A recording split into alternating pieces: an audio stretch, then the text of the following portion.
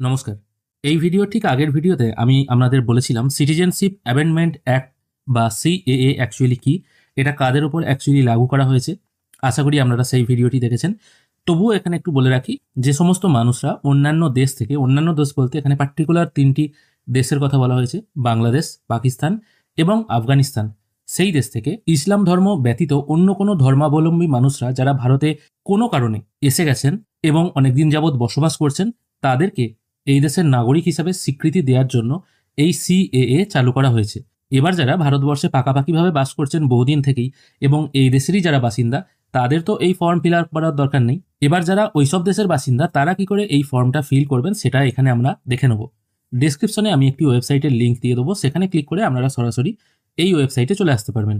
এই ওয়েবসাইটটা একটু বড়, আপনাদের যাবতীয় প্রশ্ন উত্তর এই ওয়েবসাইট থেকে আপনারা পেয়ে যাবেন। খুব সুন্দরভাবে গুছিয়ে কিন্তু ওয়েবসাইটটা তৈরি করা হয়েছে।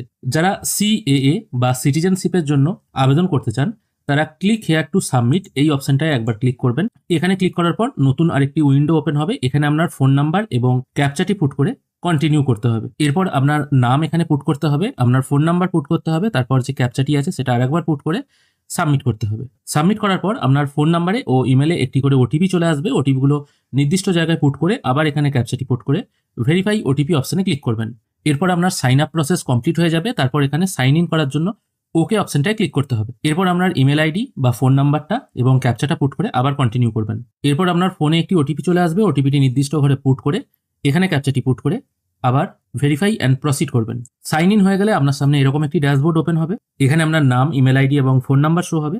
ঠিক তার নিচে এখানে দেখুন একটা অপশন আছে, click here to initiate A fresh application, মানে আবেদন করার জন্য এই অপশনটায় আপনাকে ক্লিক করতে হবে। আমি সেই জন্য এই অপশনটায় ক্লিক করছি। এখানে সবকিছু হিন্দি এবং ইংলিশে লেখা আছে, যার অর্থ করলে এটা দাঁড়ায়, আপনি কি ভারতবর্ষে 31/12/2014 আগে প্রবেশ করেছিলেন, হ্যাঁ বা নায় উত্তর দিতে হবে। যেটা আপনার ক্ষেত্রে সঠিক মনে হবে সেটা আপনি করবেন। তারপর প্রশ্ন করা হচ্ছে আপনি কোন দেশ থেকে এসেছিলেন। এখানে 3টি দেশের কথা বলা হচ্ছে, আদার কান্ট্রি এখানে অ্যাড করা হয়েছে।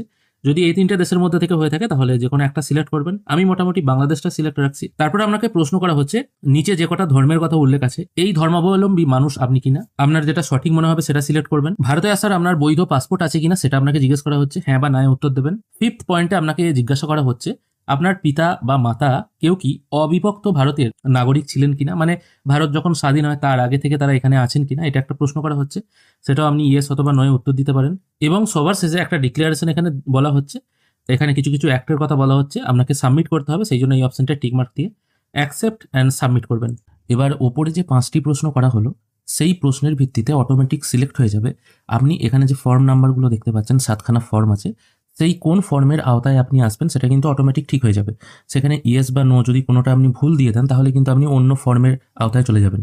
আপনি কিন্তু ম্যানুয়ালি যে আমি 4-এর এ ফর্ম ফিল আপ করবো এটা হবে না। সেখানে প্রশ্ন উত্তর হ্যাঁ বা নায়ের বেসিসে আপনার ওখান থেকে অটোমেটিক ফর্ম নাম্বার সিলেক্ট হবে। সাবমিট করার পর এখানে কিন্তু 7খানা অপশন আছে, উপরের দিকে শো হচ্ছে দেখুন, applicant detail, address, family detail, criminal proceeding, preview and submit, document upload and online payment.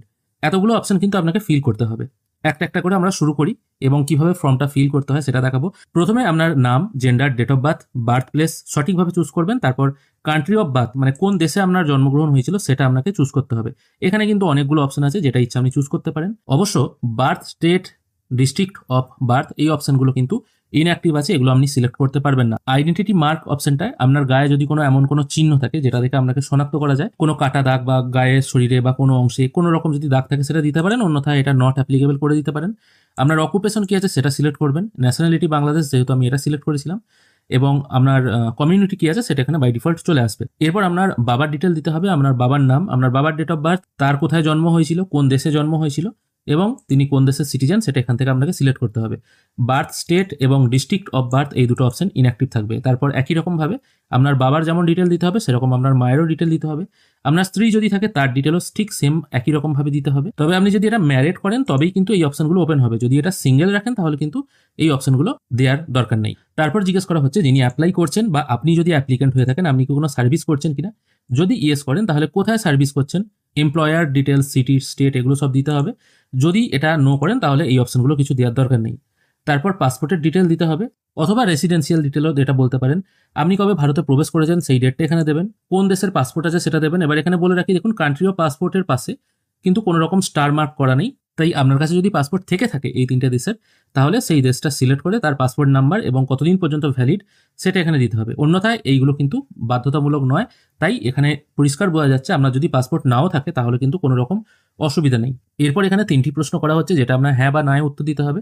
প্রথমে অংশে বলা হয়েছে আপনি যেদিন আবেদন করছেন তার 12 মাস আগে থেকে আপনি ভারতে বসবাস করছেন, এটা ইয়েস অথবা নোয়ে আপনি উত্তর দেবেন। তারপর বলা হচ্ছে এই যে এখানে 12 মাসের কথা বলা হলো, সেই 12 মাসের আগের 8 বছরে আপনি মোটামুটি 6 বছর ভারতে বসবাস করেছেন কিনা, সেটা এখানে ইয়েস বা নোয়ে এখানে আপনাকে উত্তর দিতে হবে। আর থার্ড প্রশ্ন করা হচ্ছে আপনার কাছে ভারতবর্ষে থাকার যে সার্টিফিকেট বা রেজিস্ট্রেশন হয়, সাইন ইন কপি আছে কিনা সেটা আপনাকে জিজ্ঞেস করা হচ্ছে। থাকলে ইয়েস করবেন, অন্যথায় এটা নো করে দেবেন।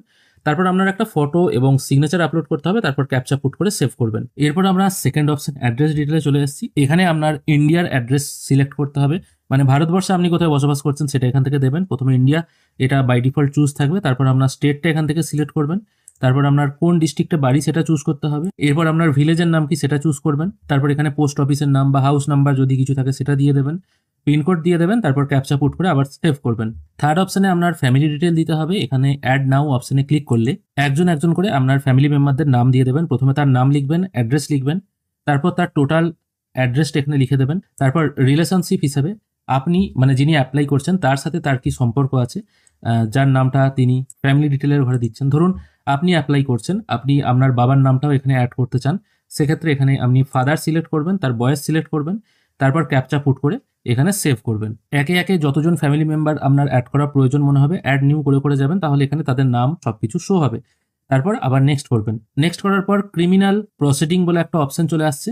এখানে অ্যাড নিউ করলে আপনার নামে কোনো ব্যাড রেকর্ড আছে কিনা সেই সব ডিটেল দিতে হবে। মানে ধরুন কোনো কারণে ভারতবর্ষে এসে আপনি হয়তো কোনো কেসে ফেঁসে গেছিলেন, সেক্ষেত্রে সেই কেস নাম্বার, কেস জাজমেন্ট সবকিছু ডিটেল এখানে ফিল করতে হবে। এগুলো যদি কিছু না থাকে তাহলে কিছু দেওয়ার দরকার নেই, সরাসরি নেক্সট করবেন। 5 নম্বর অপশন প্রিভিউ অ্যান্ড সাবমিট। এখানে আপনি সবকিছু ডিটেল একবার ভালো করে চেক করে নেবেন। যদি মনে হয় সবকিছু ঠিকঠাক আছে তাহলে ফাইনাল সাবমিট অপশনে আপনাকে ক্লিক করতে হবে। ফাইনাল সাবমিট হয়ে যাওয়ার পর আপনাকে ডকুমেন্ট আপলোড করতে হবে। কি কি ডকুমেন্ট লাগবে সেটা আমি বলে দিচ্ছি, এবং ডকুমেন্ট আপলোড করে দেওয়ার পর আপনাকে একটা পেমেন্ট করতে হবে। পেমেন্ট প্রসেস কমপ্লিট হয়ে যাওয়ার পর আপনাকে যে ফর্মটা দেওয়া হবে, মানে যে ফর্মের পিডিএফ কপি দেওয়া হবে সেটাকে প্রিন্ট আউট করতে হবে। প্রিন্ট আউট করার পর সেটা জেলা কালেক্টর, জেলা ম্যাজিস্ট্রেট, ডেপুটি কমিশনার এনাদের অফিসে জমা দিতে হবে, যেখানে আবেদনকারী সাধারণত বাসিন্দা। আবেদনকারী ভারতের বাইরে বসবাস করলে আবেদনের প্রিন্ট আউট ভারতের কনসুলার জেনারেলের কাছে জমা দিতে হবে।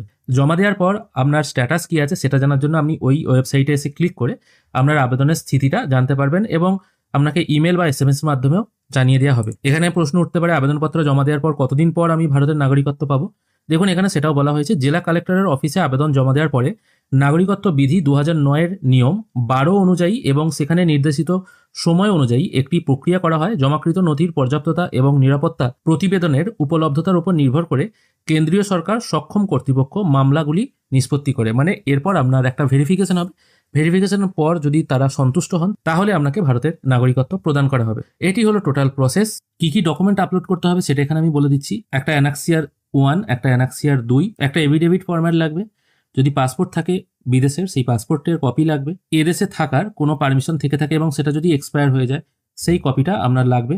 ইন্ডিয়ান সিটিজেনশিপের যদি কোনো সার্টিফিকেট থাকে সেটা আপনাকে আপলোড করতে হবে, এবং আপনাকে এগুলো স্ক্যান করতে হবে PDF ফরম্যাটে 2 MB সাইজের মধ্যে। ফটোগ্রাফ এবং সিগনেচার যেটা আপলোড করতে হবে তার সাইজ হবে 100 পিক্সেল ইন্টু 120 পিক্সেল। এর পরবর্তী ভিডিওতে আমি দেখাবো এখানে যে অ্যানেক্সার A বা শিডিউল 1B এগুলো যেগুলোর কথা বলা হয়েছে, এই জিনিসগুলো অ্যাকচুয়ালি কি বা এগুলো আপনারা কোথা থেকে কালেক্ট করবেন।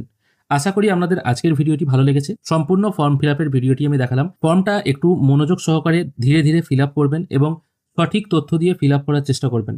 কোনো রকম ভুল তথ্য দিয়ে ফিল আপ করলে কিন্তু আপনাদের ভেরিফিকেশনের সময় অনেক বড় রকমের প্রবলেম হতে পারে, ছোটোখাটো নয় বড় রকমের প্রবলেম হতে পারে। তাই সব কিছু ফর্মটা ফিল আপ করার আগে ভালো করে পড়ে ফর্মটা ভালো করে পড়বেন, তারপর ফিল আপ করার চেষ্টা করবেন। কোনো রকম অসুবিধা হলে অবশ্যই কমেন্টে প্রশ্ন করবেন, আমি চেষ্টা করব আপনাদের এই ফর্ম ফিল আপ রিলেটেড যদি কোনো সমস্যা হয়ে থাকে সেগুলোর সলিউশন করার। ভিডিও দেখার জন্য অসংখ্য ধন্যবাদ। ভালো